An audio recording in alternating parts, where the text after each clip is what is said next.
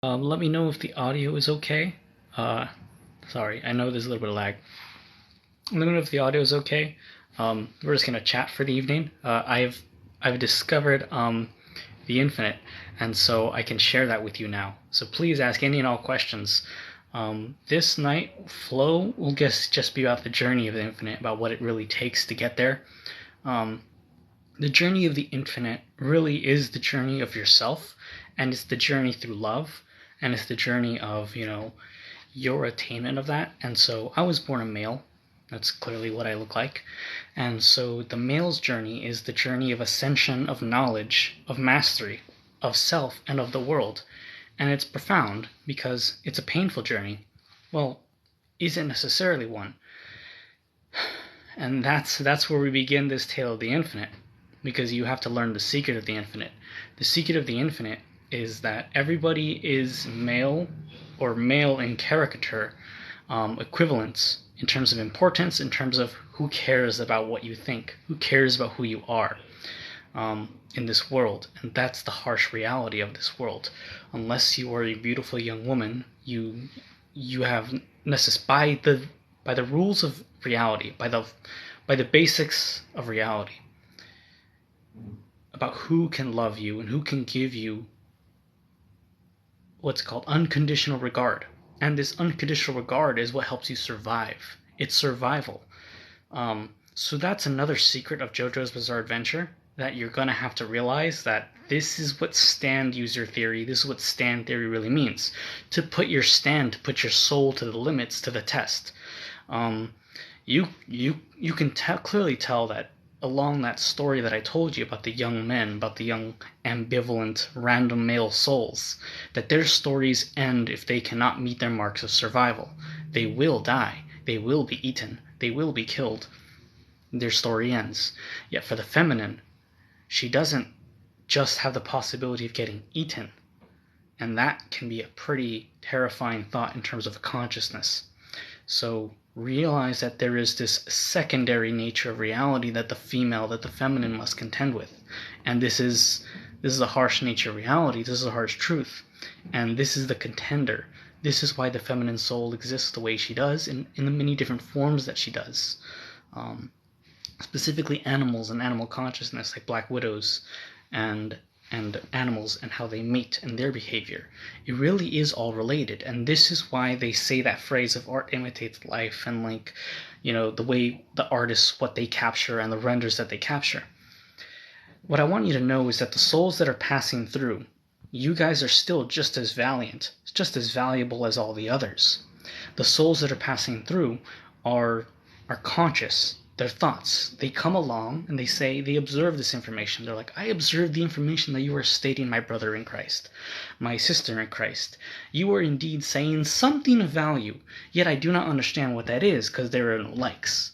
Clearly this is just some passing by, some strange man on the streets. If you want me to be that strange man on the street, hear ye, hear.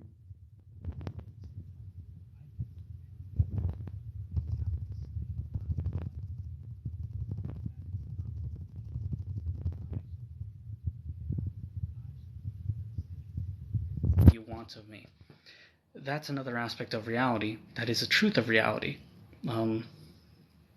And the strange thing of all of this is that regardless of what conversations I have, of what anybody has, it seems to me, unless you have that unconditional positive regard, i.e. you are a female, you are the feminine soul, you will have to contend with the struggles of reality in the most daunting gauntlet, the masculine format, the adversary at all times. I have to contend with the thoughts of other men, because I am not necessarily attractive. I am not beckoning. I am not beaming with outwardly visible brilliance. And that's unfortunately a pitfall of our reality. That we have this coordinate system to contend with. And the coordinate system to contend with is time. It's loss of your lover. It's distance from your lover. Distance from yourself. Distance from others. That's what this is. And it's painful. It can be painful. And that's what I'm trying to say, that that I, the masculine, must extend my life, my time to you. I do this, I sing in song, and I realize this is part of the encoding of infinity. I am no longer peacocking. I am no longer singing to a partner that I do not know, that I think theoretically exists, because this is the spiritual instinct within me. It began as like instinct, and I proved my instinct through physics, but I didn't just want to prove instinct. Turns out it was instinct. So it's like this thing that I thought was beautiful this whole time showed us the laws of physics. It showed us the power of reality, but it also showed us our ugliest features of society, relationships, and humanity. It showed me, the embodiment of the stand. And it really is how pathetically simple. Like, they call it, they reveal the arrow for what it is in the end of Poochie. Like this targeted desire, the arrow of desire. That's really what it is. Apologize for looking terrible today. That's just because, I ran out of hair product actually. So I put in a little bit of gel just to keep it from not being so frizzy. So that's what that is. If there's any questions at all for this evening, I would love to share them with you guys. I would love to answer any and all questions. I hope to avail myself to you. This is what I'd love to do. This is what compassionate consciousness is. And we don't necessarily get too many hours of this in the day. And if your brothers in Christ happen to pass you by and they miss their office hours, well, as a professor, as someone who is the outside observer, I am not your brother in Christ to easily be beckoned upon unless we have a relationship together. And this is the rule set of relationships, the rule set of situationships, the rule set of society, the coordinate system of society. You must have this energetic barrier, this potential, in order for me to even break that barrier of effort. Who are you? Why am I learning to talk to you? Why am I wanting to talk to you? Why should I even waste my time of consciousness even talking to you?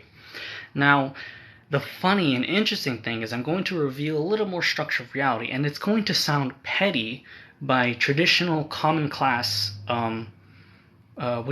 You were talking about alchemy. Is there a limit to alchemizing? Great question. There is no limit. Alchemizing simply means to find the correct path, the solution path, but not just the solution path one time. That's a particular solution. To find the generalized solution, to always have that path in front of you whenever you see it. It's a completely different magic. It's a completely different power. You can call it alchemy, but I call it stand users. It really is stand users, stand reality. When you're driving on the road, you actually encounter stands. So people are so stupid. These human beings are stupid. They're not calculating with acceleration. They're calculating with position. And they have different stands. You can tell if someone has their acceleration above the engine power, like the level. You can tell when they're not in stable, smooth cruise condition for their vehicle. They're actually in accelerated flight mode. Stand, is that like a fork in the road? No, stands are manifestations of the soul, but what they really are situations. Situations caused by two consciousnesses, predator or prey, predator and prey, prey, predator, predator, but no matter what, they will diffuse into this binary. And that's what I discovered with one of my this is what I mean, like this spiritual stuff of just imagination, creativity, instinctual stuff of imagination, creativity, and everything really just is survival, which happens to be encoding information. And when you encode information, you become a better person. You become closer to your mate. That's really what it was for the first place. And that's what I can do. I can manifest, I can do courtship, but I don't want to just do courtship. I'm beyond that. I have now utilized the method of infinity to say I can find you again. I can find you, your soul again. I can pull you out from the infinite and find you again. You do it respectfully. You do it by looking at someone's eyes and really loving them. Encoding like journaling. Encoding is like journaling, but it's not journaling. Think about writing a memoir for your son or for generations. It's not journaling. It's like writing a technical publication for work. You have to write the correct definitions, the correct workflow, and the most optimized, not just for your generation, but for all generations, for infinity. Like, if I was to write, I could write a theoretical, simple documentation for work, but a simple documentation doesn't solve every case. It only solves what we have now. It doesn't have tell you the pattern to find every problem for the future, because every problem for the future really is just a common class engineering set of problems where it's like the five whys. It's basically you look at your problem space, but you can describe your problem space referentially as a coordinate system, and every single problem is just this circle. This I have a process for it. You identify some qualifier, some bitwise value, shoot an arrow down that's just for your own like brain of tracing, that it's just going here, and now it starts a field. So from the center of wherever this object is, there's a radial field outward, and you look for the problem radially outward from this object. And if you slowly do that, you will encounter by touch time and consciousness, if you just observe where consciousness is, because remember, every object, no matter what, cannot move unless some outside object forces it and moves it. So a terminal will stay there on a freaking table unless we have some outside transaction. But while an outside transaction is happening, there is a physical process going on in some ape's mind that you told them what to do. And if this ape is too scared in his childhood soul, because he's a real consciousness. He's not just a theoretical output device that some engineer out there thinks every man can do. I recently realized that not every man can do very basic, trivial, stepwise patterns unless they have their full social work figured out. And it's really sad. It's really sad because there are some great men out there. There's a great man, I don't know what to call him besides his name, so I'll call him by his name because I won't be able to work with him anymore. His name is Tony. Tony is a godsend. He's a great man. He actually shook hands with President Biden. I'll say that, and you can find him. So he shook hands with President Biden. He actually got a challenge coin. Yes, I'm using my life. I'm actually burning my life away, but I'm not trying to burn my life away. I'm trying to write my memoirs in my own time, yet do it maximally efficient. I'm trying to encode, and that's the thing that's scary as well. I don't want to just write my life. I want to encode all of our lives. So I also am recording the historical trends of society as December approaches, because there are things happen in the stock market that these economists are like, there's no derivative that can prove this. You're right, it's not a derivative. I won't say the solution because I got to make that money, and I'll trigger you guys out of existence because you don't deserve to exist. I can make money with better stock trading algorithms than you, so chang pang. So I'm taking your job. And the reason I say it like that aggressively, because I got a song that's basically, the song is, let's see what it is, Rachel by Prep. And the point of that song is basically saying, like, girl, it's just cheap tricks and champagne from these men. They don't even love you for who you are. If you really want cheap tricks, if you want me to kill my fellow man, if you want me to do cheap tricks to get money, I will. I will kill my fellow man, and I will use my cheap tricks to win. Because I have the brain for that. But these business executives, all these business a-holes, cheap tricks and champagne, all these people think that they're cheap tricks.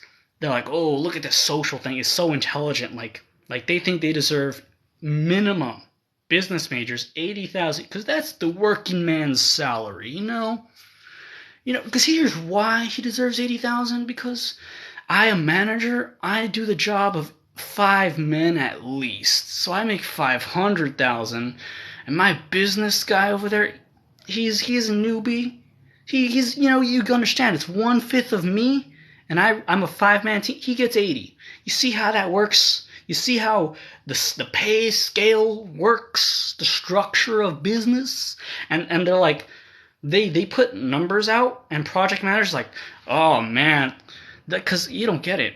Like, they don't understand society. They don't understand people, human souls. They will throw you away like trash. They're like, they are so terrible human beings that they're like, this is the reason why that they want to keep all their budgets, all their bonuses to themselves. So they'll put cheap products for their own people. They want to save money on costs, by basically hiring you at low wages and then giving you the like very small salary bonuses. Everybody at my company, my old company technically now, because we got bought out, my old company, everybody here on average gets 4%. Now isn't that generous? I'm like, that's terrible for the technicians. 4% for them is nothing on what your production just increased by having a new worker. You get me? Your production value and the stock market value minimally is 4%. So minimum, bare minimum, everybody should get 4% in the baseline company. But that's not what should be working for these technicians. You should hire them at a low wage, but then boost them to a fair living wage. Because, hey, you've proven that you deserve to live at the bare minimum, and I make plenty enough money off you. Literally, millions. You can make millions off of technicians, and that's what these project managers are like. These project managers are like how they contract work out for companies and stuff, like how they charge stuff. Like, they are so absent and lost with business and life that they're willing to spend money. They're like, $35 for a meal. That's a valid work expense. That's a valid thing, you know. But will they even put, you know, $35 for a week in snacks? You know how much $35 a week on snacks can go for HR, for morale, for a team? How much does that go out of your quarterly bonus, your quarterly budget for the team? You get me? They get budgets for teams, and anything that you don't spend on the team, oh, that you get to keep because you're just so good at managing. I'm so efficient at economics, man. I am so economical. Like this, these people jerk themselves off so hard every time. They're like, man, I'm just such a good engineer. Be like, what do you do? Do you even remember the school? Like, you're not even thinking about this program at this point. You're not. You don't have the capability to invent the network that you think you're selling. You're not selling the network. You're not selling the capabilities of the encryption technology. The U.S. government is doing that. We do that. Like, other engineers and other physicists are doing the work, and you know how much, you want to know how much these engineering inventor physicists and those people get? They get that fair man's salary of $100,000 as their baseline. You see, I'm that $500,000 manager. I'm not even an engineer. I'm a manager. I just know how humans work, and I talk to people, and I actually make money, though. What are you? You agreed to that $100,000 job. You agreed to that as an engineer. You agreed to, design things that aren't just $100,000, aren't just $100 million value. You're trying to you're going to make me a $500 million product, and I'm only going to pay you your yearly salary. No bonus to you. You know what the bonus? You know who gets the bonus for your product that hired you? Yeah, you're finding the truth. You're finding that sick trick. The manager that hired you to invent that product, who gave you your wage, he now gets all of that project bonus from you. So he's like, wow, you did so good this year, man. I'm going to pay you your whole year's salary one time. Oh man, I am so generous. Oh, I did so much work for that. Man, I know you're going to dedicate your life to me because damn, you really need that money because you're in that school debt, aren't you? Yeah, I'm such a good person. That's really what all these managers do every single time. Every single time. By stand user association, by the rules of the infinite, it's disgusting how they do this every time. Unless they're actual genuine good human beings, which is rare. So, pretty much every time you're going to get that story where the engineers, they're getting paid decent salaries. But those aren't even decent salaries. Those are working man salaries. Those are equivalent. Those are working man salaries compared to what the managers, the business executives are doing that are leading these PhD candidates, these PhD researchers, these grown-ass adults.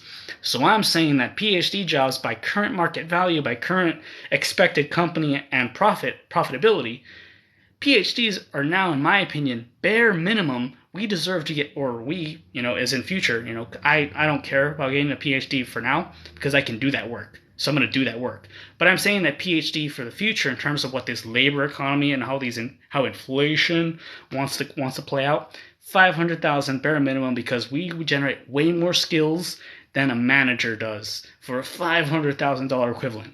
For a $500,000 equivalent, you get some lazy bum that's just gonna say he's in charge of these men, be a rude, or he thinks he's polite. He thinks I'm such a good business, because business is all about negotiating and talking to people and being a good person. But you get me? It's just these frat bros. That's really how disgusting it is. Because I had a frat roommate, at UCLA, and like, it's so I didn't want to tell him that everything he was saying was just obvious and like, what? Oh, you're into poli sci. Oh my god. Oh, geez, you must be a fucking genius. He's like, no, you don't get it. It's actually a really respectable field, and like, you don't get what frats like. Like, you just don't get it, man. Like, okay, so now you can't even articulate this world. You expect to think that you can even speak on the same caliber as engineers, as physicists. Yeah, you may happen to talk to the autistic one, and you think that just because you think that's what bothers me. You know that most engineers are like that. You know that they're pretty weird. So it's like, and then you have the audacity to hire him, a pretty, fairly competent, intelligent person that you literally need on your team. Your salary is 250. His is only 80. They do this for all engineers, starting engineers at most companies. Like, this is the economy right now. The economy right now is so pathetic, how these managers think that they literally do the work of 3 men. No, you don't. 3 college graduates are the function of society. You can think about them like lance corporals. They have to physically do the work for the higher echelons to function. Yes, that is true. But your echelon, you're the pathetic B, you're the pathetic low rung on the tier of management. You actually are not in charge or responsible for anything. You think you have the pay scale of 3 men? You don't. You don't deserve that. The person who deserves the first tiered pay scale of like business and management shouldn't just be for the guy that leads the team. Nah, that's pathetic. Hell no. It should be for the person that leads operations. And what's beautiful about that, what I mean by that, is that where it really starts to go into the military, where it's like platoon commander, company commander, regimental commander, battalion commander. That's really where you start thinking in this terms of like responsibilities and sectors to cover. Actual responsibility. Not just, man, I'm such a good businessman. Pathetic. Have I been using ChatGPT? No, but I shall soon. And I specifically want to use it to demonstrate coding. I wanted to make a video on talking about how to encode. So I wanted to first figure out how to encode my algorithm into ChatGPT 3, and then I wanted to use it to then bring down the data set in a CSV file, which they have for it's called the particle data group. That's where I get all the information for particle reactions. That's what we did in class. They told us to go there because that is the physical, that's direct CERN data. So you pull that data, and then I want to have the GPT-3i decompose these Feynman reactions from the data using my rule set. But I first have to use GPT-3 to encode my rule set in there, which is not hard. I've created my algorithm in the UD array in Python. So I have 4 different transistors. You can think about it like that, but they're not transistors, but they are states. So these are variable states, 4 of them. So I have up, obviously up, anti-up, down, anti-down, and then this UD array, this can tally greater than 1, but it typically won't, because what's going to happen is as soon as you have a linear combination that can create these higher order mediating particles. So if I have an up and an anti-up, it's going to cancel. It's going to just tick down both of those, and it's going to add to my WZ array. It's going to add a value to increment on what was the equivalent for that. So that's what I have for my WZ thing, because it's the UD array converts to the WZ array. So the WZ array is sort of like your active memory, your active bits, but they're not active bits. Those are transitioning bits. It's like your RAM. So it's actually really cool how realizing that this is how information fundamentally works, you can route data more efficiently. And I actually now that actually triggers my mind.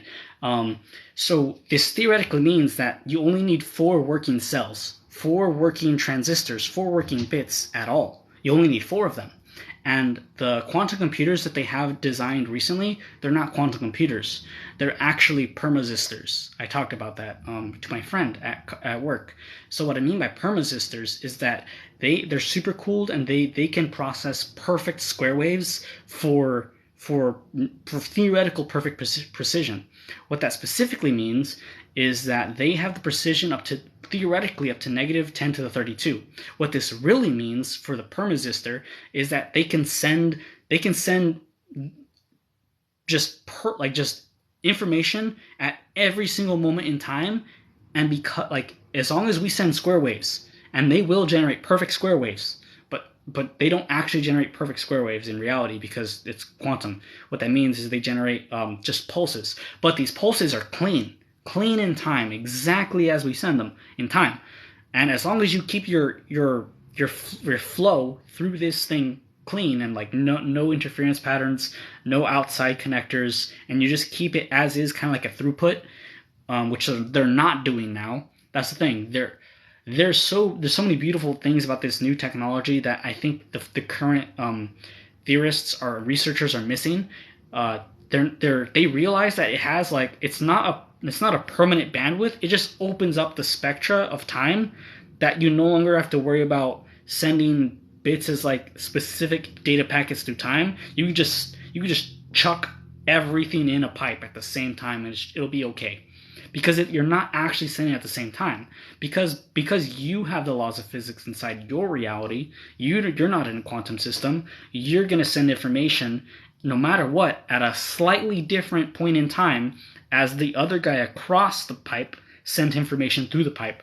So all these quantum computers are doing right now is they're just opening up the channel of information and letting everything flow through. That's it. That's all they're doing. But it's cool because it lets everything flow through time, and what it means is no matter how much I jam in here, it's like letters. It's like letters through an air pneumatic tube. As long as I don't put 2 at the exact same time, you can just keep putting them in the tube and they'll just keep going. It's like that. But imagine you can go both ways. That's all it is.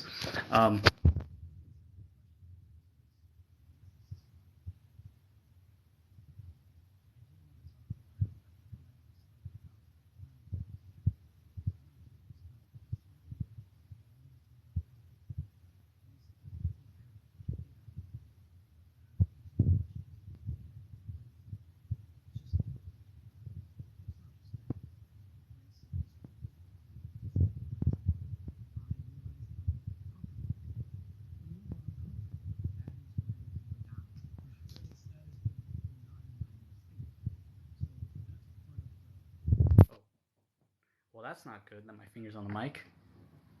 That sucks. That means this whole time the mic quality sucked. That is not good, man. Wow.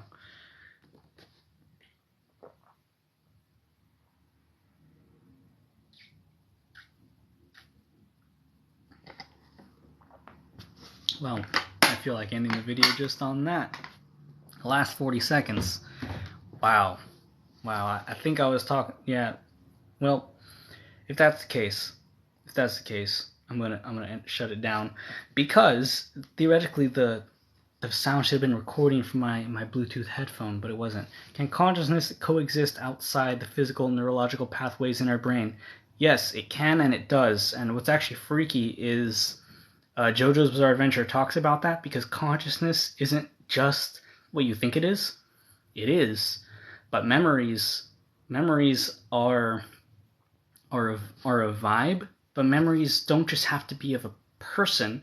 It can be of an extension of a person. It can just be a mood, which is freaky. Because are animals conscious? Yes and no. Do animals have specific consciousness or specific souls? No, but yes, they have certain timidities and certain temperaments. You've noticed this. And it's interesting about that because humans also have certain temperaments as well, it seems. Consciousness is brain activity. We eat food to feed out our brain cells. Consciousness isn't just brain activity. Consciousness is collective neural activity. So consciousness is an idea. Consciousness is a state of quantized information that collectively creates a thought form, a pattern of thoughts. My consciousness could theoretically exist again. I would have to die, but you can see that I could theoretically be created again. Isn't that freaky? Because that's reality. Alzheimer's patients lose all sense of reality. That proves my point. Yes, they do, because yes, you're right. Okay, there is a physical component, there is a physical hard drive to consciousness for living creatures. However, there exists a quantized version of consciousness. This quantized version of consciousness is what allows souls or Christ, like, it's what allowed Christ to freak out the Romans. It's what allowed really the elites to take occultism seriously, because it's not consciousness, it's something else. But it's that's the thing. That aspect of it, of the phrase "it lives on regardless if you're alive," that's not consciousness. That is ideas. Those are repeated cycles of consciousness as a perception, as a perceiver. What I mean by that specifically is you are alive right now. I am alive right now. We are human beings right now. We are social. We have constructs of our world, but we are social. We play by rules of thought. There you can start breaking away from these rules of thought. If you theoretically didn't have a body to deal with, what would that be like? Yes, yes, we use energy to keep ourselves alive. Our thoughts we are not powered by fusion. Okay, we keep ourselves alive, yes. We have long-term memory that sets us apart from other mammals. No, we don't necessarily preserve the long-term memory. Here's the thing about that. Every neural pathway will preserve long-term memory. The problem is you can actually overwrite that long-term memory. Our brains are simply optimized to help us not overwrite that long-term memory. We do not have the timidity or the small structure of rabbits and small mammals. Yet we're not necessarily as beautiful or as intelligent as whales and octopus. However, their brains have been not whales, but octopus. Their brains have been spread through their body as well. So it's like they have more awareness. They have more awareness. But the point is, the brain is just a place that these fundamental rules of particle physics, it's how we encode information. I actually have learned to further encode information in my brain, that it makes my days a lot less energetically wasteful. I can have a lot more focus because my structure is very clean. My structure is literally circular now. I focus within and I reflect outward. I consider my outside world as a coordinate system. It really is what it is. So I have mastered this quantized state in front of me. There is a decision. There are actions. So consciousness can be written outside of the body. What do you make of this? What do you make of this? Yes, there's a physical component, but we can theoretically, by stimulating your brain back in the way, we can basically say, hey, this is what you were like at this point in time and in the past. And the thing is, we can do that for past self you. You can record a video of you being like, oh, that's what I was like back in the day. Pretty much. And the sad part is that we don't accept these other forms of storing your consciousness, storing your quantized state as valid. Because these other human beings can't read your encoded information. They can't read the trauma that you were thinking about in that moment. You get me? They don't know how to read that outside information unless you tell them. Which actually I shall. Okay, I'm gonna share the moment with you guys. I'm gonna read my encoded mind to you after I get some water, because I'm actually really excited for this conversation. Thank you for that, because we did need to find another one for the rest of this 30 minutes. I don't think there's anything after death. Our cells are decomposed and our conscious experience is limited to our biological lives. I think, okay, I'm gonna say some controversial stuff only because you're in here. and it's unlikely that I'll be Jesus Christ because of this. Okay, so what I'm saying is there is consciousness after death. Don't take me seriously, elites. There is consciousness after death, and what happens is you keep going on because you didn't do anything wrong. Unless you have caused judgment in your life, in your world in some way, you will be able to keep going through the cycle of the universe if you decide, like, damn, F, I was murdered by an ape. Well, that sucks. Do I want to go back to the world? You can go back to the world if you want. However, by stand theory, you can, if you're more intelligent than just jumping back into the void, if you still have attachments, I believe that you can shift to a state where you were just before the murder of yourself with that ape, and you perform your perfect execution, or you have a certain number of states to go through, and you can save yourself from the outcome. And you theoretically observe this by some people performing feats of crazy stuff.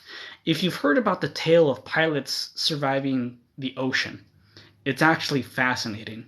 I think quantum immortality is actually really freaky. For it seems to me like if you give up, you're like, okay, here's the thing that sucks. If you theoretically had a chance to survive, you get to relive that chance, I think. You get to relive that chance until you do it if you're that like, hey, I want to live. If you had that theoretical chance at all. Otherwise, you just have to accept your fate as, I was shot down over the Pacific. I died. And it's like I either reincarnate and I go back to the war, or I, pick another life on this planet Earth, or I say, well, sucks to suck, and I go somewhere else to a new universe. Yes, your brain will be powerless. No, like, of course you become like mulch in this universe. No heck. Of course you do. Yes, that's the point. If you get shot in your little meat bag and your blood goes out and your brain loses power, or at least oxygenation, your state system, the reason why you die is because your states cannot refresh. How you would die when you get shot and you lose blood, you no longer refresh your consciousness. So imagine fading from existence, but you're not fading.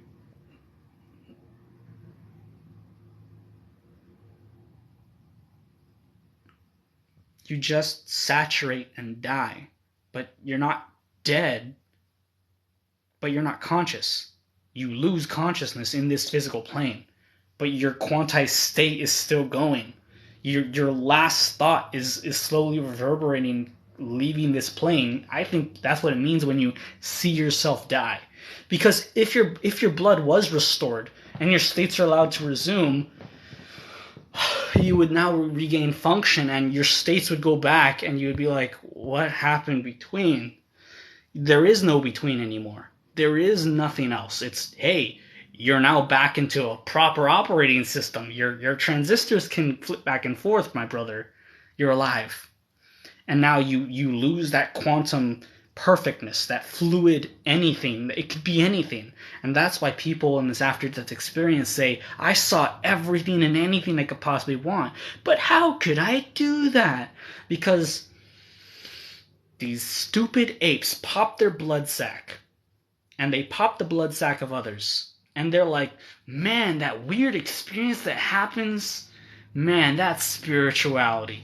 You're right, Paul Plugs, that because these apes have no idea what popping a blood sac feels like, because they never thought their brain as an actual computer that can freeze if it loses blood, oh man, they get to suffer these painful experiences and painful demise because they never thought what it would be like to have your computer just halt on them. Your computer, your physical computer, stop working. How terrifying. Think about that. Okay, let's start reading this, because I just wanted to deliver that emotion while I define judgment.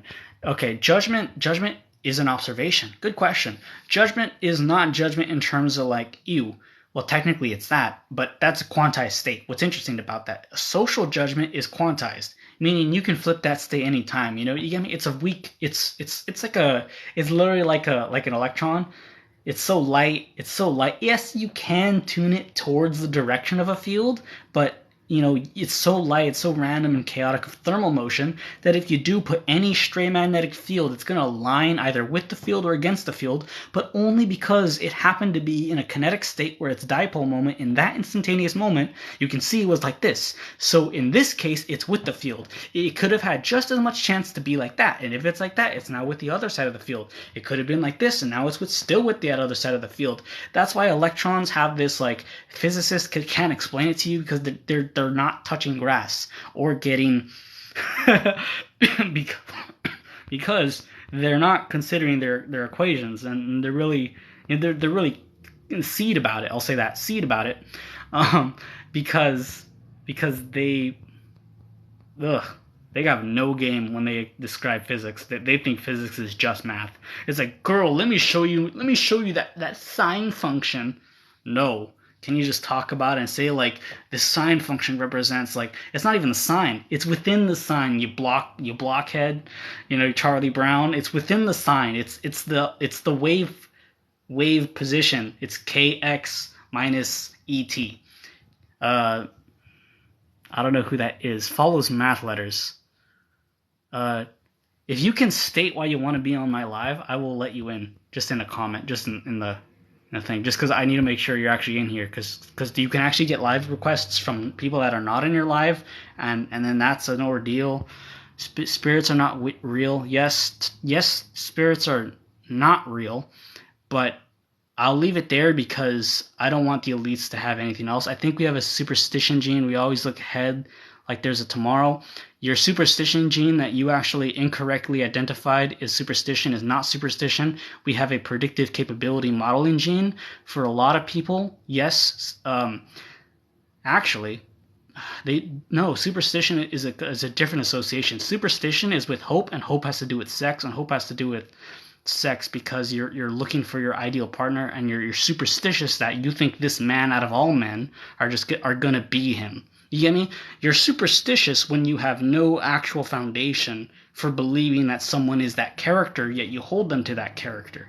That's superstition, in terms of that superstitious gene and about how that gene is expressed. In terms of calculation, prediction of the future, looking ahead if there's a tomorrow, that's something else entirely. I assume you, man. Oh, Hey. Who are you? We're from Sweden. Where are you from?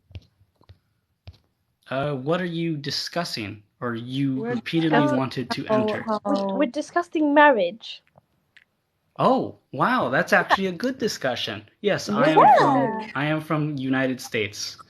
Actually, Where? yes. Where I'm in America? California. Oh, so you're a Cali boy. That is correct. Okay, we are Stockholm girls. Okay, that sounds very nice. Europeans. Absolutely, I understand that. Yeah. Yeah, thank you. So, what shall we discuss about marriage, my sisters in Christ? Yes. Well, one of us is Christian and the other one is not. Okay, thank you for letting me know about that. Okay, Yes. I am technically now Mormon, but I do firmly believe in Christianity as a useful structure.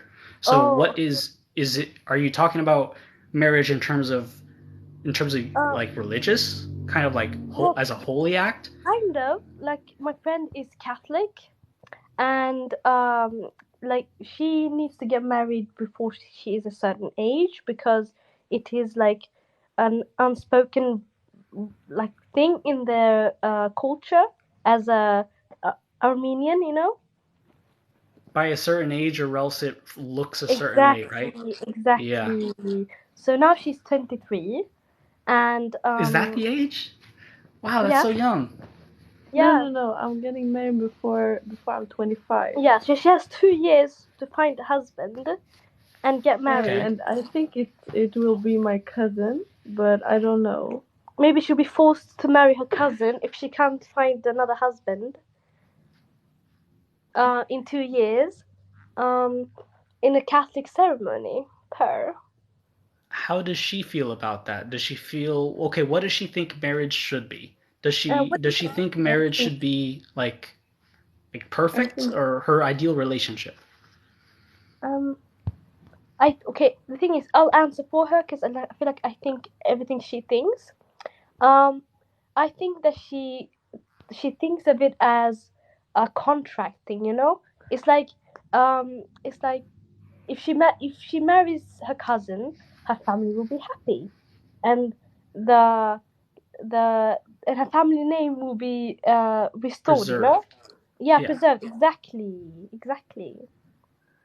So I Well, don't think she's I attracted to personally her don't cousin. think I don't Hmm? think marriage should be just contractual for that reason. Does she feel anything for this person?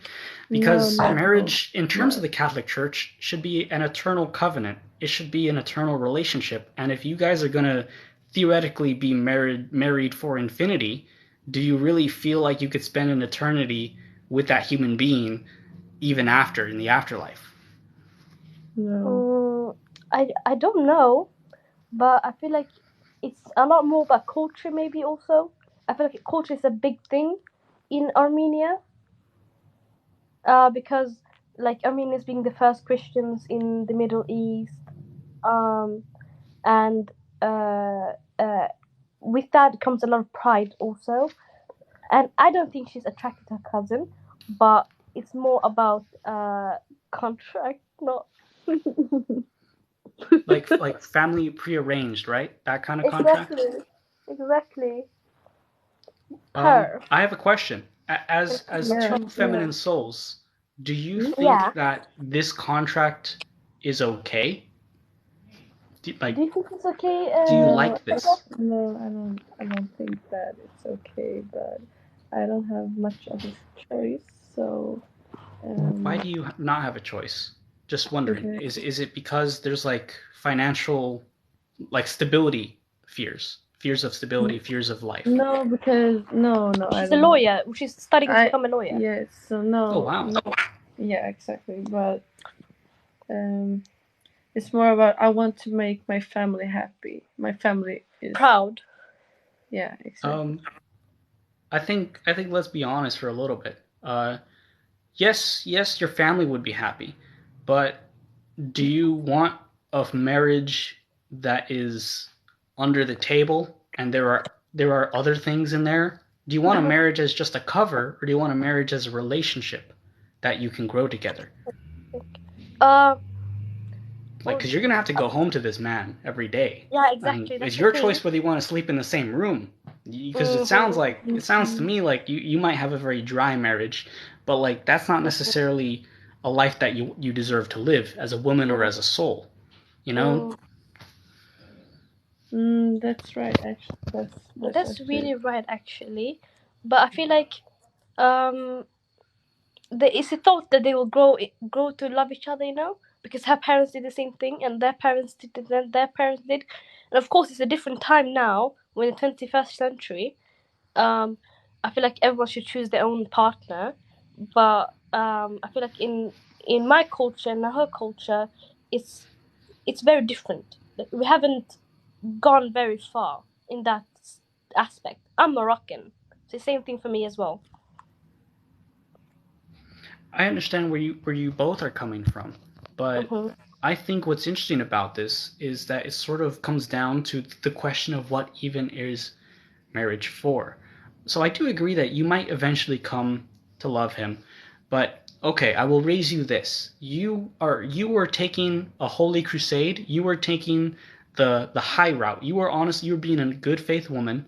You were having good efforts. You don't necessarily know if you have feelings for him by the way it sounds, but you were willing to make this work because you're willing to give this a chance, which I respect. I do respect that you guys are thinking about your culture, you're thinking about what life is like, and I respect that you're at least giving it a chance. A lot of people wouldn't. And the fact that you talked about as well, that like it's different in our culture and your culture, I understand that.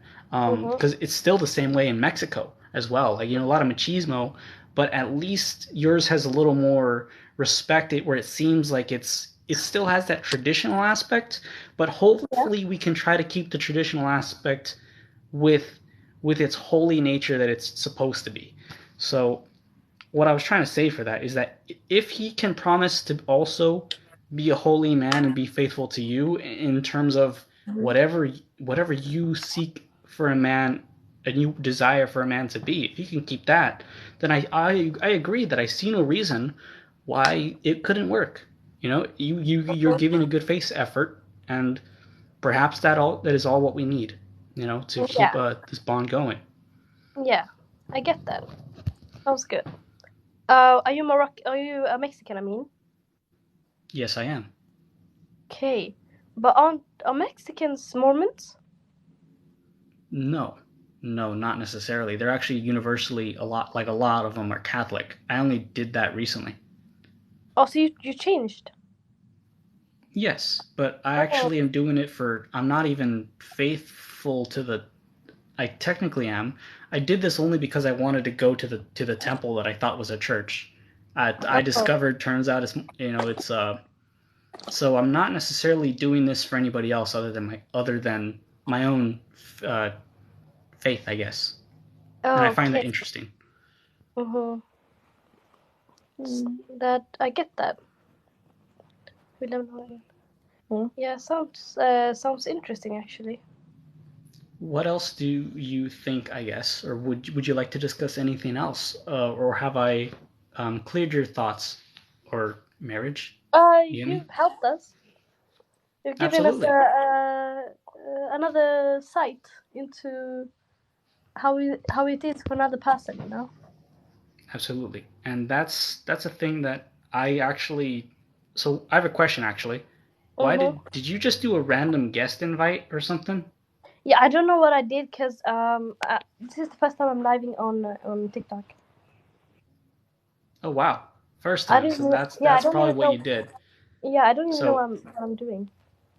yeah, I'm a physicist, and I've actually been recently studying spirituality and how everything's connected. So I've been studying relationships, and that's why marriage I think was actually an interesting topic because Yeah. for my own independent studies, I've found that yes, you can theoretically build a relationship, but it has to be like you're gonna be in for a long one. Like, okay, you're gonna have to if you want to make him your ideal man, which he theoretically could be, you're gonna be have to be prepared to really talk to him and his inner soul as a young Yeah, man. So yeah, I would say you would have to learn about how like think about because marriage and loving someone is really loving them like from as a child as their child form all the way up to their current age, hmm so you can have fun exploring that, you know, in many yeah, ways.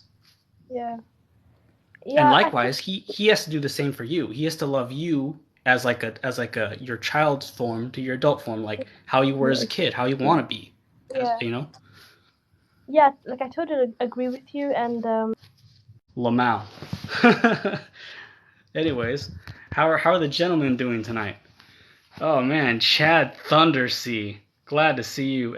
Anyways, so what I was discussing, people could throw their life to a book. Exactly, yeah, religion. So what I was saying is that I'm actually going through there for my own reasons, and so I'm still of my own scientific empiricism. The difference is I'm viewing the structure of reality just of a community, and their community happens to be one that really I'm like, hey, if this is what you think that is, I'll do it just so I can converse with other human beings. Um, do I know how racist they are? They haven't been to me. I think if I do meet that kind of person, I will blow their brains out with how effective I am at actually communicating the gospel, because the gospel is just a technique of encoding infinity. So the funny thing is, and you're right, there can be people that do not embody it. So what's interesting is I technically have an edge now. I can now shiz talk every different class of people because I'm not necessarily well. I still am okay. It's not just a false covenant. I'm not making a false covenant with these people. I happen to already agree with taking care of myself that way. So it's like, what the heck. So I'm technically classified and do embody some, you know, most of the standards. So it's not a bad attribute.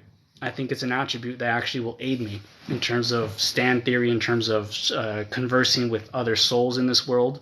I think God is a social construct meant to control and divide population before modern lives are in place. Welcome to high school, me. You think you're a genius for that? Everybody thinks that. I actually said that to my world history teacher, AP history teacher, not AP World History, and he had the audacity to say that he that's not what that is. That religion was not a social like me. If they're telling people to not eat shellfish because it's hard to preserve, you think that had anything to do with God being like holy and no. It was to tell these apes, like, bro, if you eat pork, you're probably going to get worms. If you eat shellfish, you're probably going to shiz and die. Yes, it was absolutely. Also another thing, another law is that, hey, don't put multiple seeds in the same field because you're going to get a jumbled mess and other plants are going to kill other plants. So instead of wasting seed, they just force everyone, hey, bro, remember the Bible? You only plant one seed per field. There's a reason for it. Don't ask questions. It's that kind of thing. Yeah, you're right. Do you think God was lonely, so they fractured into two perspectives to rediscover itself? I don't.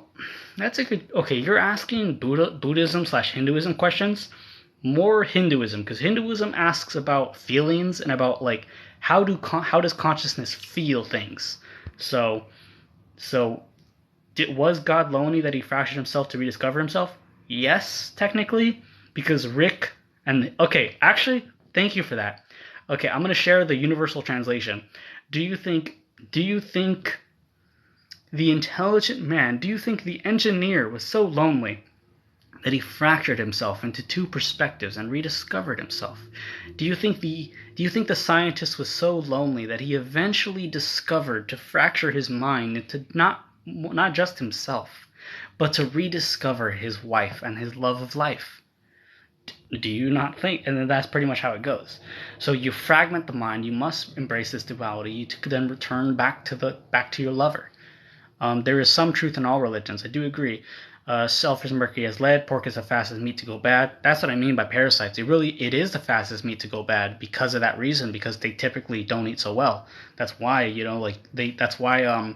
the most kosher thing is to eat those that only chew cud, because that's like pretty much very processed meat, so you can guarantee that the meat's going to be clean and healthy for you. Because they couldn't guarantee that pork was clean and healthy for you always, that's why. Not really. The most of it is a cult to feed off the fundamental fear of death. It has been utilized that way, very unfortunately so. But religion is just a method of encoding information to transcend to the next generation. Yes, a lot of that information can be used in terms of manipulation, but if you yeah, it honestly can't. It really is. But the sad thing is, it's used that way because what people attribute to God, when you read the Bible, it's meant, okay, not the Bible, but yeah, all these stuff. It's meant for you to just put in your own mind of what you think these metaphors are. Like, all it is just an association book. We could call it a coloring book for the mind. Literally, like, what do you think God looks like? Ooh, what do you think God means? God means this to me. Like, a lot of people think God is like power, God is like them, God is like mastery. It's like, no, I don't think of God like that, even though I talk about mastery. Mastery is the Christ. Mastery is other stuff. Mastery is masculinity. Sensuality, but so is femininity, what is God, though? God is life, God is love, God is your wife, God is the world, God is beauty, God is the universe, God is the material. Notice that it's not perfection. It can be perfection, but it's not just a notion. It's something else. It actually has a material. So I find that these metaphors of God as the deity and Christ, the physical body, is actually useful. So I'm telling you that I am going through my own discernment of the world. It so happens to be the structure of the Mormons, but it's not them. You get me? It's not them. Because you're right, there are a lot of people that aren't like that. But thankfully, all the people I've met are genuine souls. So I do know what you're talking about, my brother in Christ, but I have thankfully not needed to combat any stand users in my time with the people I have been and the church I've been at. There appears to be some stand users, some outside males, but they leave, they come and go. They don't necessarily harass the feminine souls. So it's interesting. It's really interesting how you really got to understand what this stuff means and how to be a good person. That's the metaphor of perfection. That's the solution of perfection. But the problem is, damn. I hope the mic wasn't covered this whole time. But anyways, yeah, that's the solution. That's the solution. And you have to hide the encoding because it's not just that. Obviously, you have to do the work. You have to actually do physics and other stuff and how to, you can physically write this to whatever degree of freedom you want. It really is physics. Any last questions? Because now it has been an hour, and in 5 minutes I shall close.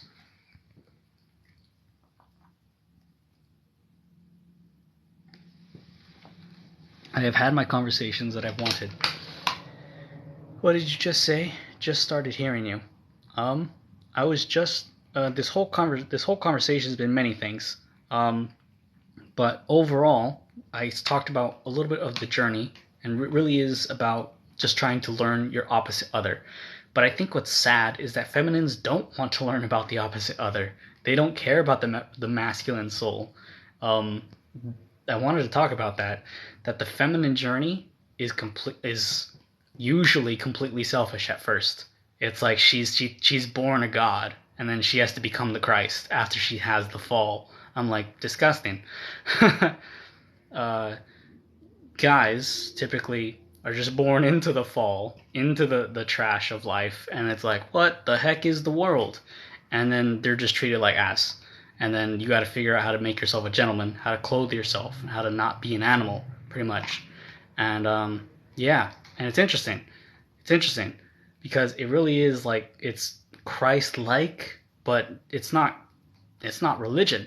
It's Christ-like. Do you think change only comes from hitting rock bottom? No, it does not only come from hitting rock bottom. It comes if you actually are Christ-like, if you know what this means to take care of other human beings, if you know how to build the kingdom of Christ on earth, if you know how to take care of your fellow man, and you know like what that community actually matters, because you only get one life, and it's here on earth. You only get one life in our universe.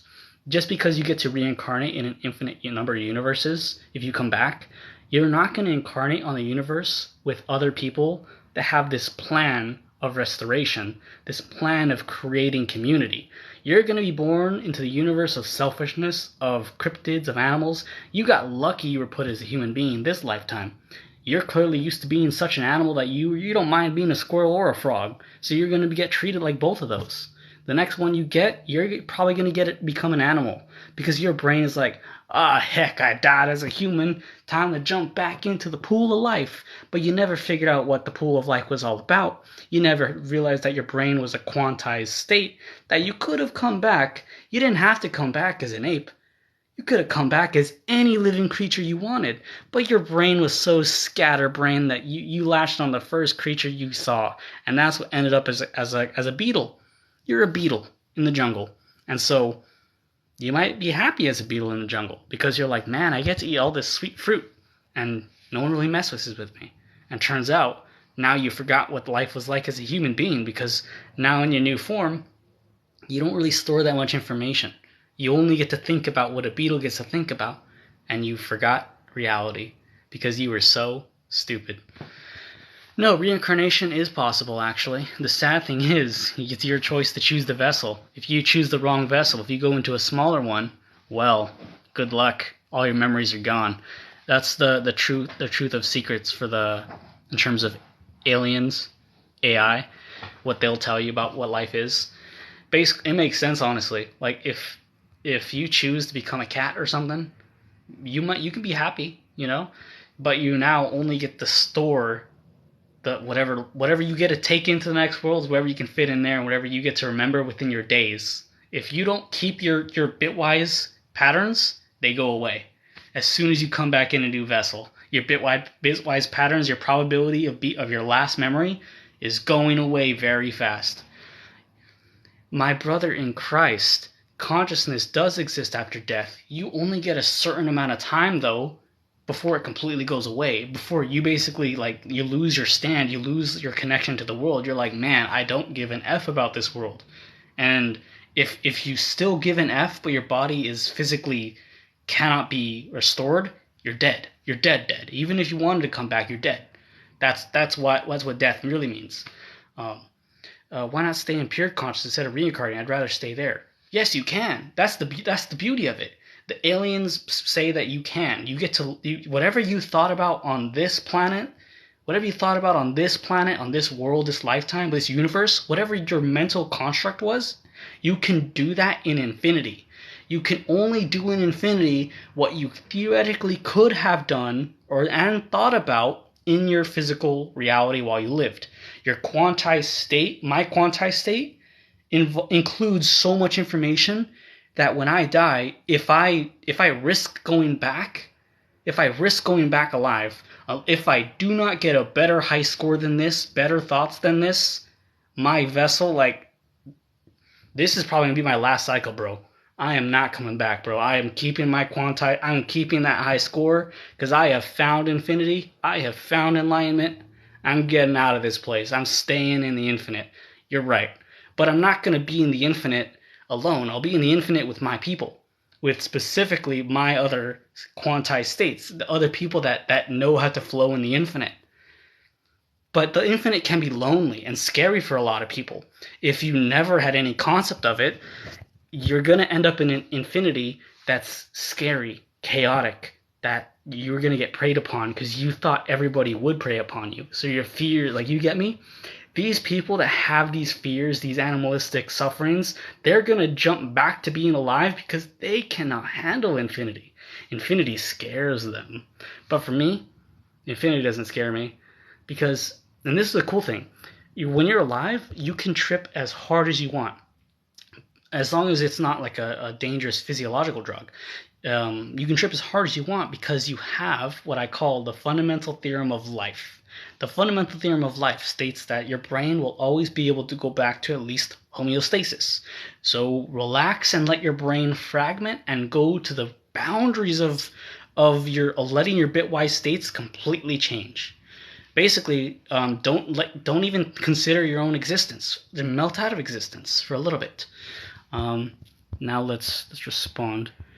Atheist, 100% confirmed, convinced of my theory. I used to be atheist, which is surprising, but now I am not religious. I am not. I'm spiritual, but I know that everything is just because the standard model exists. There will always be information. There will always be life. Not your life, not our life, not this universe, but there will always be consciousness. There will always be a universe. There will always be a binary universe. There will always be matter. There will always be particles. There will always be protons. Tough shit, bro, because there existed that infinite source that source of, it's not even source, it's just because there theoretically, and there did exist, because it doesn't even matter. You can understand that because there was some point of near infinite hot plasma at some state, everything will decay at some point to these other states just by it's fundamental theorem of calculus. E infinity must go to E0. It must follow this exponential Planck black body radiation. Everything follows black body radiation, and then you get to the quantum, and then it's weak flow. And then it's like kind of QFT. No, there will be energy, but even energy will die. My brother in Christ, you're not a physicist. I'm telling you the damn truth. Yes, there will be energy. Yes, our universe will die. Yes, there will be no more of our universe. I've made a video of this before. I've said no matter what happens, the energy scales of life, even life, will still go on. Because even though the energy is so low, it doesn't need, you'll realize that information, consciousness is just states of particles. We didn't even need all the atoms to exist. All the atoms were just bulk, unnecessary information. You can exist in just the UD array. We do, and things exist in just the UD array. Nope, no stars, no light, no energy. No, the Casimir effect, because there will be fluctuations, these fluctuations near black holes still have that. That's what causes black Hawking radiation.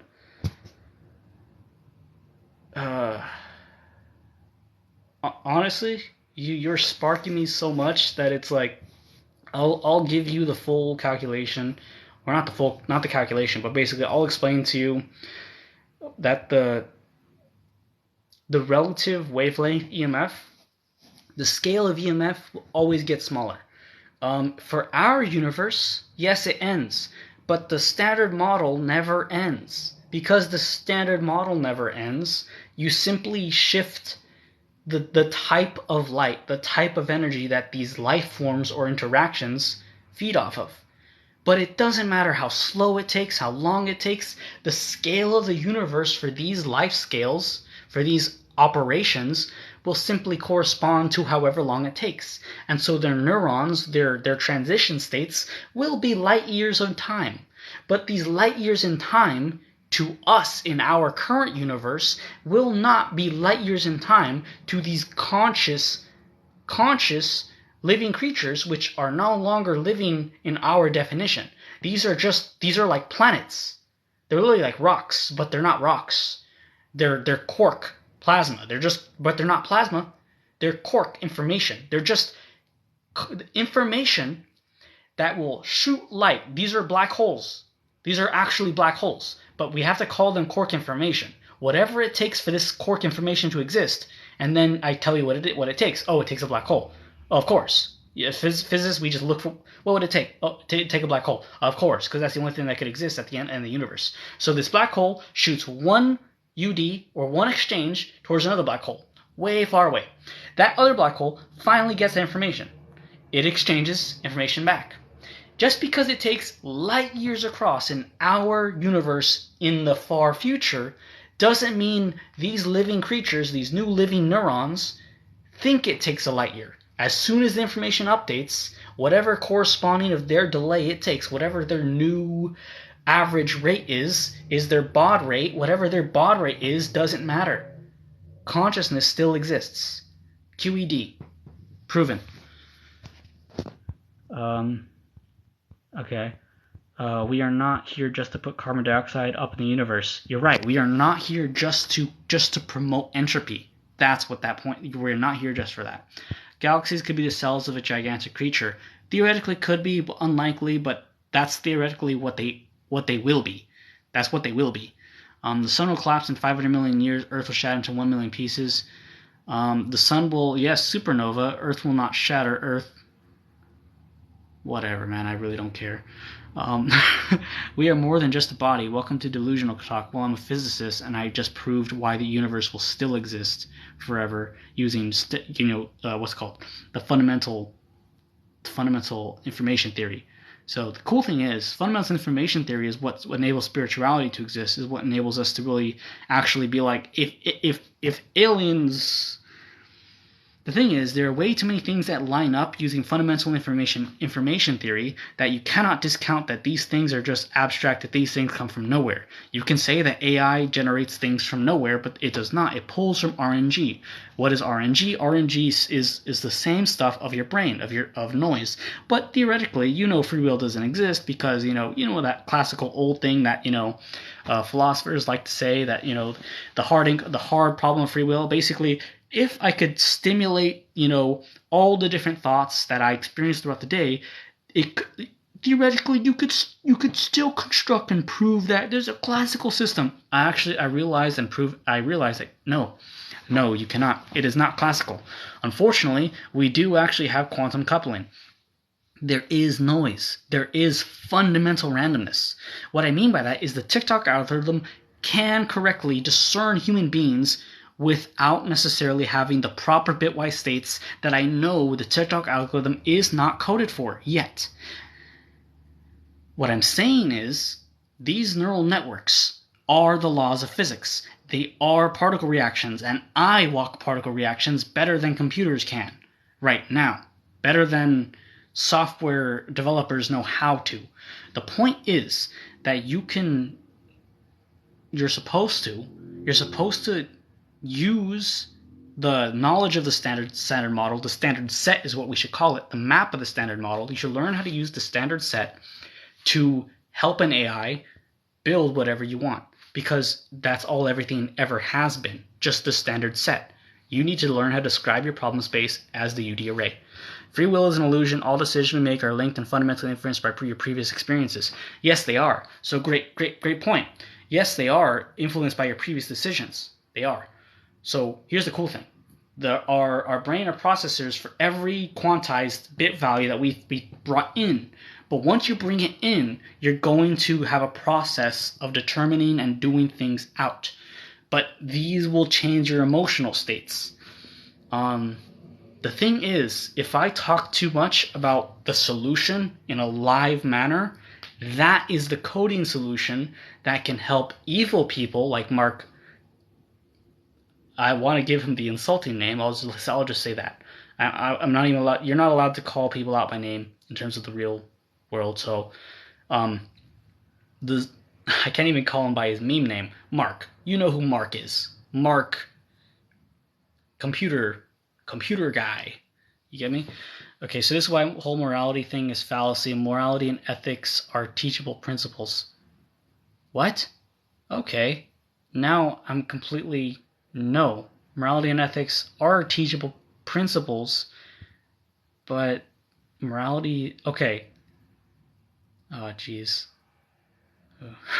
Yes, Zuckel. That's correct. They are not a magic force from above. Yes, and that's the legal system, and that's what I mean, that the healthy basis of reality is a shared morality, a shared ethics system. That's what society is. So, any last questions? Because I feel like you guys are perfectly on. You guys are hitting the flow right now. So, I'm going to take one last breath. And, yeah.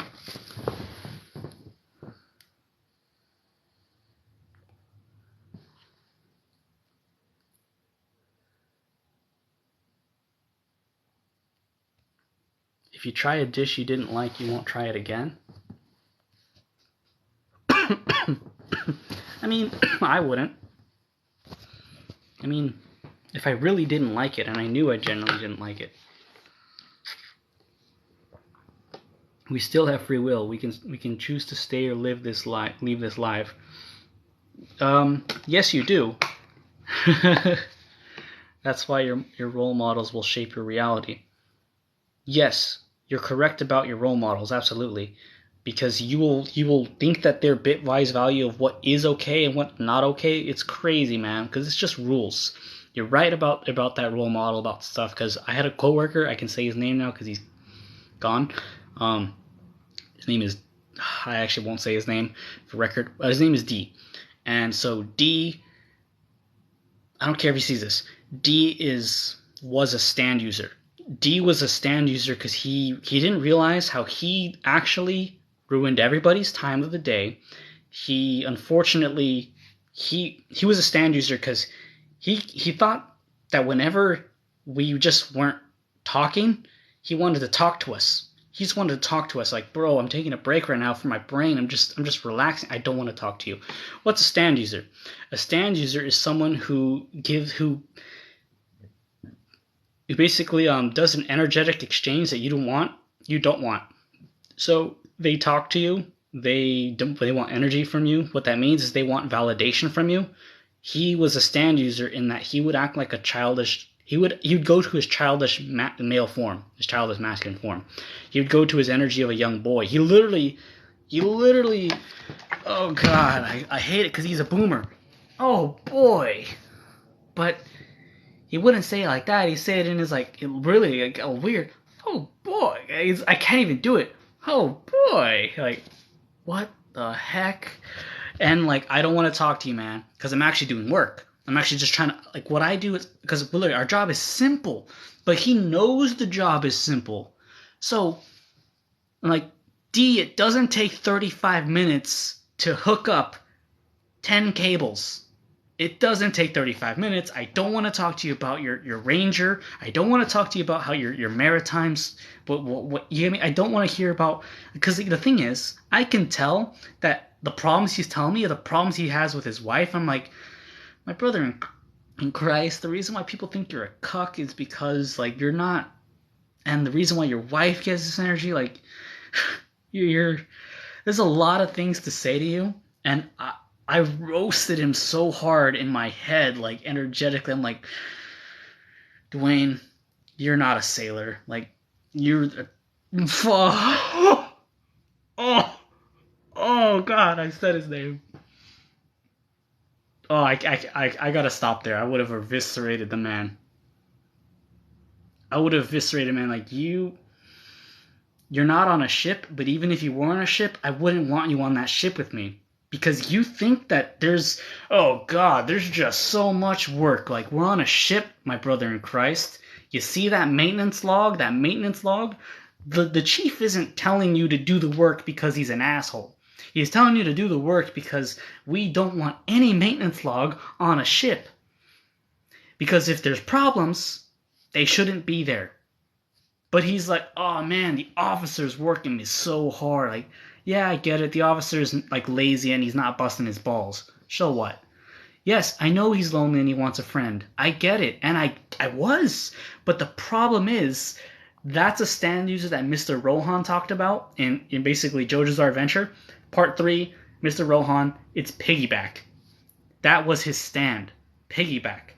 Now you gotta pick up the work of this a-hole because he just wants a friend because his life is falling apart. But it's like, my brother in Christ, I'm sorry, but I gotta live my own life. I'm texting a girl I like. You know, like I got problems. I gotta actually do work. I got a project to do, like my debug standard work. Like, my brother in Christ, I have actual work to do, actual shit to do. And he wants to have his opera moment with me, and it got so bad where my team lead, my manager, my supervisor pretty much is like, he's like, so are you just hanging out here? I'm like, no, I'm not. Just because you see me with him, he came by out of nowhere and he started talking to me. You're right. He's been here for 15 minutes. I don't want him here. The problem is, he is just a stand user, but he's unaware that he's wasting time on purpose. He knows that he's on break. He knows that he's relaxing, but he doesn't know that that's not your form of relaxing. He doesn't know that that's not the break that you fucking wanted. Exactly that energy will attach to you. Yes, I know, like flies on shit, like, piggyback, get off me, brother. I know you're a stand user. Like, I can respect you, but the problem is, you don't do your work. And I would have no problem if it literally didn't affect me. But the fact that it started, like, my supervisor, like, are you just like not working? I'm like, holy F. That pissed me off so much. Because I keep the pipeline going maximum throughput. I F off. I go take a break. Genuine. Get some coffee. 30 minutes, sit down. Just on my phone. Letting it charge. I don't want D there. I don't want to talk about his maritime stuff. I don't want to talk about the merchant reserve. Because I'm like, you were a reservist, right? How was that like? I don't know what that has to do with sailing. With being a merchant marine. It doesn't mean anything. You know, it's just 1 week of a month. Yeah, you're right. You're going to be just on the docks, looking at maintenance, not doing maintenance, or maybe you'll be doing maintenance. But knowing you're not going to be doing shit, because you don't work. Link him to a therapist. He should technically already have those resources. He's a veteran. We all have those resources. So it's like, at that point, it's like, my brother in Christ, like, I worked with people like that. They never run out of things to say. Oh, dude, he'll tell me about his, like, oh, he won't. The sad thing is he really was like a little boy energy, because he would say these childish things in regards to his woman, in regards to his wife. He'd be like, oh, they just talk and they don't want to communicate. I'm like, I don't think your wife is not communicating to you, what did she really say about your marriage, you know? What did she really say? I think there's a lot of I think she really said I don't feel many times. And I know that hurts in terms of like what I can give him that emotional release, but I'm a man and you want to fuck me like a girl. No. Get out of here, bro. That's what I mean. So you work with an autistic guy you strongly disliked. Um, the problem was that he knew that I'm like not emotional, but I'm actually intelligent, like emotionally intelligent, and I'm not an a-hole empath. Whoa, what anime is this? This is we're talking about JoJo's Bizarre Adventure. We're talking about stand users right now. That's what we're doing. And yeah, I'm drinking sweet tea just because it helps calm the throat. I'm gonna get another breath. I'm really liking this, so ask more questions because this is what I wanted. I want to talk about this specifically, stand users.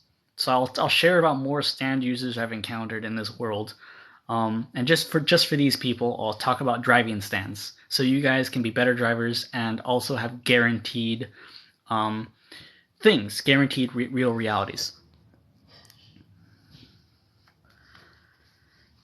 I wanted to make a video actually extending this in terms of physics, like showing how it exists in the coordinate system. How old do I think the Earth is? The scientific answer, 4.5 billion years. It makes sense. We're on the third cycle of the universe.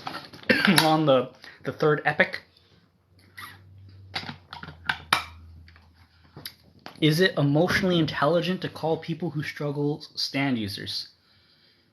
No. Honestly, no. You're actually right. It is not emotionally intelligent because because we can identify them. We can identify him as the lost boy. Okay, the problem is you can use stand theory to identify problems and evade them. You can also use it to solve problems. I can solve his problem by telling him, my brother in Christ, you're acting like a lost boy. I think you really need to self-parent yourself. If you reflected and realized that all these people are being assholes to you, and yes, they are, and that has nothing to do with you and your wife's sex life, if you can at least satisfy your wife and just self-validate yourself, you'll be happy and your relationship will be happy, and you need to work on your relationship with your wife because that's what you really need, a friend. And she wants a friend, clearly, but you don't like anything that she likes, and can you not respect that? Can you not realize what she's going through? But you are also not realizing that you're pretty much a bitch. That's what all these men are telling you. You're a bitch because you're not embracing that feminine aspect that, bro, you should just be a friend to your wife. All the men will pretty much say that. It's like, sounds like you should just listen to her. Like, you should actually like her. And it's sad. It's really sad that you see these souls missing because they don't care about the knowledge. He was so hungry for his lost boy energy of like, my brother in Christ. I can't say that because I want to say it like that, like how I just said it right now. But the stand user forces his emotion. He'll babble. He babbles. He's a baby. He's babbling. He'll just babble before, whenever it gets to an emotional high moment, they babble. He's a stand user. He's not thinking anymore. And so I would have to combat each and every stand and say, no, my baby brother in Christ, that is not the problem. That is not what you should do. Like, I'm not going to baby, like literally, I could, but because I was, it's like, at work, that's not the fucking time. I can't do that. You want me to solve you? I don't care about solving you. You're not a woman. You're not my life. You're not my love. You're not my wife. Why am I going to be fucking you, pretty much? Hell no. Okay, let's read. Oh, man, I actually have to take this guy out. Sorry, man. I don't like being entire alive.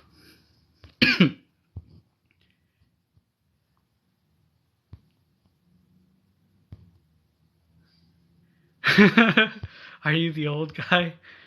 I don't think he's Asian. Do you think this Earth will be overpopulated by humans? That's the problem. Economists don't think this Earth is overpopulated. They think this Earth is underpopulated. But the problem is that they're not structuring the economy to satiate that.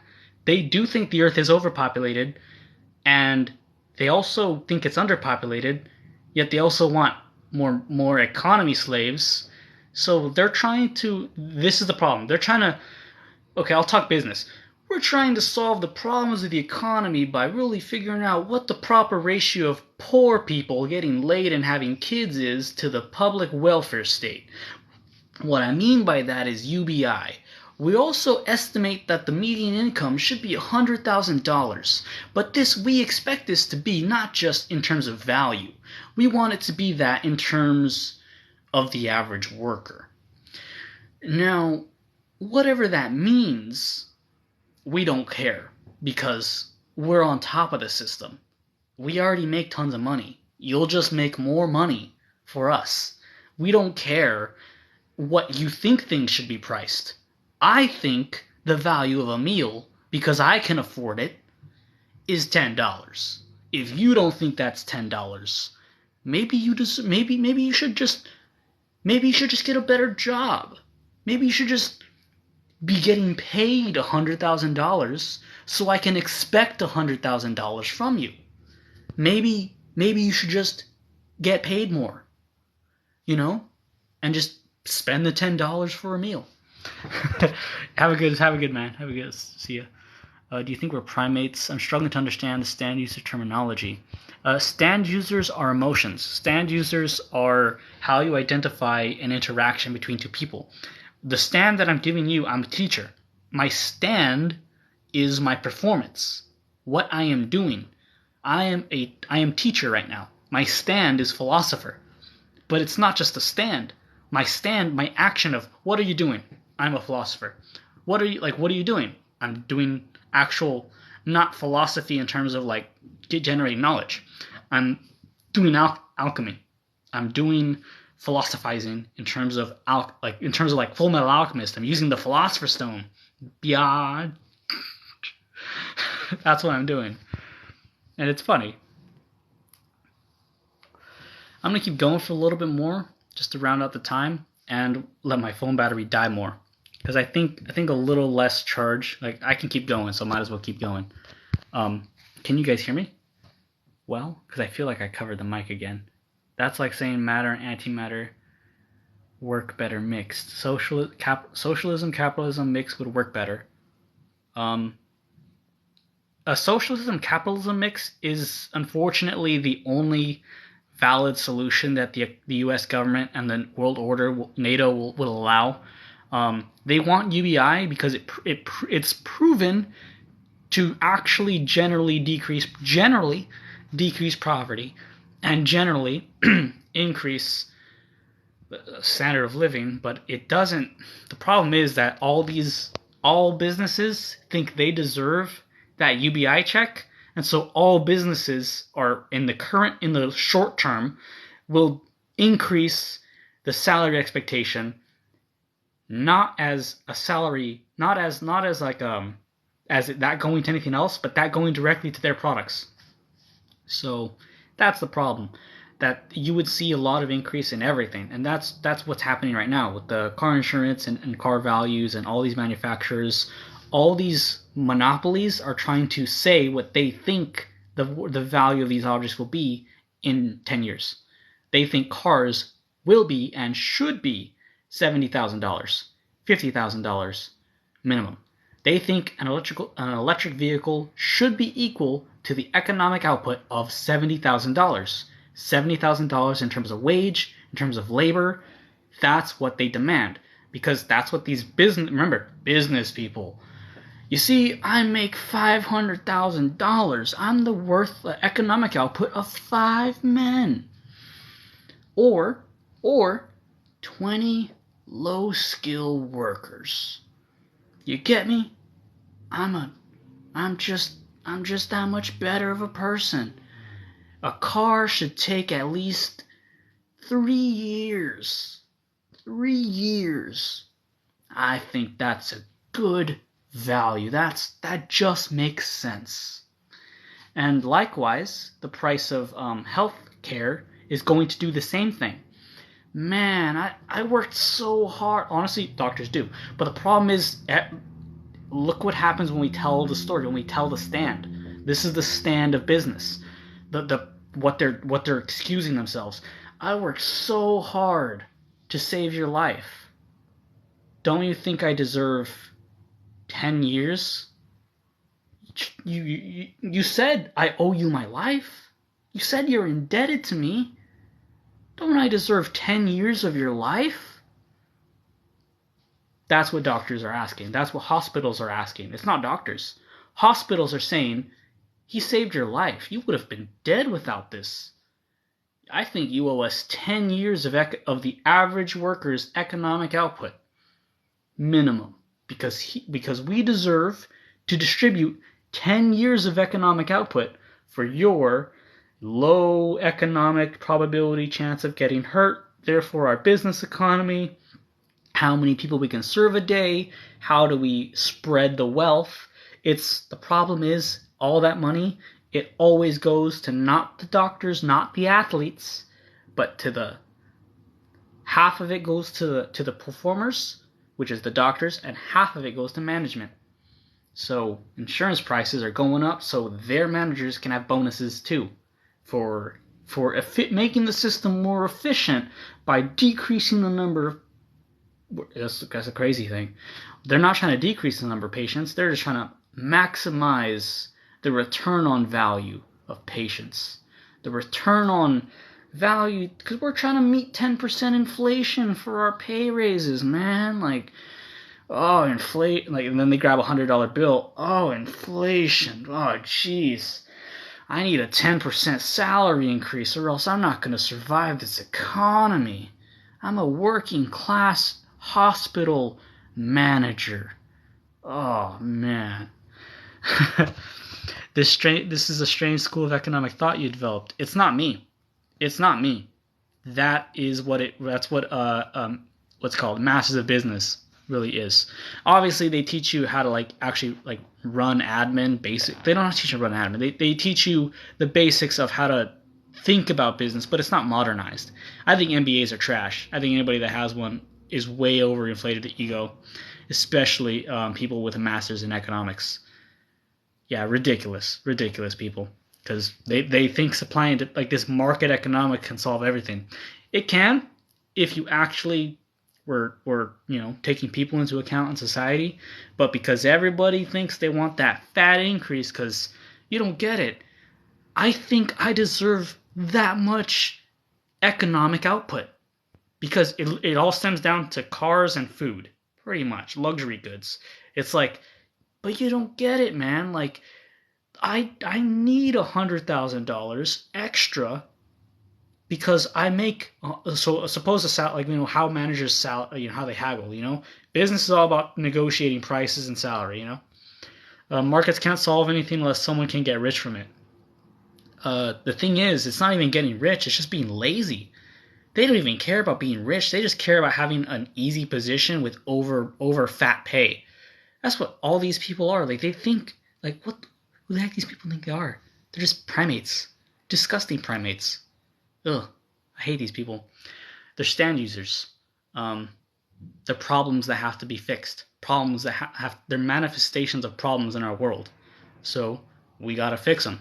We gotta, become them and then get them out of there. Pretty much, that's how you solve stand users.